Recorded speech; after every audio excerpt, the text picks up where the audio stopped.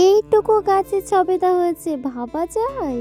আচ্ছা, এটা সবেদা গাছ না গবেদা গাছ আমি তো কিছুতেই বুঝতে পারছি না। তোমরা যারা আমার ভিডিও দেখো তারা এর আগের ভিডিওতে দেখেছো আমি দুটো গাছ কিনে নিয়ে এসেছিলাম, আর ভিডিও শুরুতেই দেখেছো সবেদা গাছ। আর এই গাছটা আমি বস্তাতে বসাবো, আর আমি এই ব্লেডের সাহায্যে যেটা আর কি গাছটা আছে সেটা থেকে কেটে নেব, আর কাটা হয়ে গেলে আমি বস্তায় ভালো করে বসিয়ে নেব। আর দাঁড়াও, তোমাদেরকে বলছি, এই যে দেখতে পাচ্ছ কতটা গাছে পিঁপড়ে লেগেছে।